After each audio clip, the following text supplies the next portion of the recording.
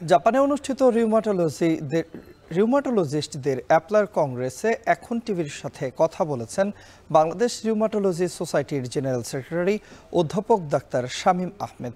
কিছুক্ষণ আগে জাপান থেকে এ বিষয়ে বিস্তারিত জানিয়েছেন সহকর্মী মোজাহিদ শুভ। এশিয়া প্যাসিফিক অঞ্চলের রিউমাটোলজিস্টদের নিয়ে যে কংগ্রেস চলছে জাপানে, এটির আজকে তৃতীয় দিন। আমাদের সঙ্গে এখন যুক্ত হবেন বাংলাদেশ রিউমাটোলজি সোসাইটির জেনারেল সেক্রেটারি অধ্যাপক ডাক্তার শামীম আহমেদ। স্যার, আপনাকে স্বাগত জানাচ্ছি। আপনার কাছে জানতে চাই যে প্রতি বছর রিউমাটোলজিস্ট ছাড়াও অনেক ডিসিপ্লিনের মানুষই কিন্তু চিকিৎসকরা এখানে আসছেন। আপনার কাছে জানার যে আপনারা বাংলাদেশি রোগীদের জন্য আসলে কি উপকার হয় এই কনফারেন্স, এবং আপনারা আসলে নতুন কি নিয়ে যান, এবার কি নতুন দেখতে পাচ্ছেন? ধন্যবাদ আপনাকে।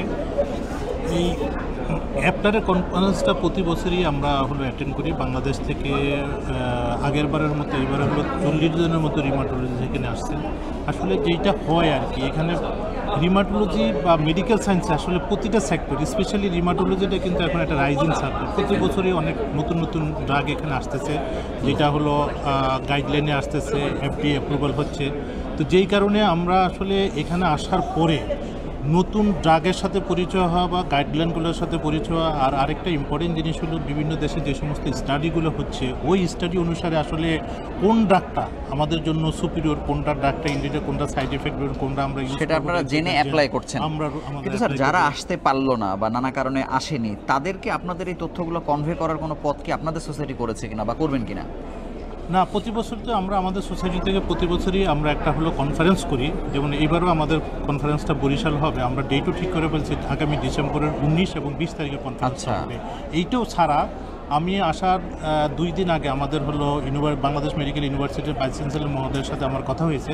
আমরা গিয়েই ওখানে একটা স্টুডেন্টদেরকে নিয়ে, বিশেষ করে আমাদের অ্যালামনিদেরকে নিয়ে আমরা একটা প্রোগ্রাম করব, what is new in rheumatology from this APLAR conference.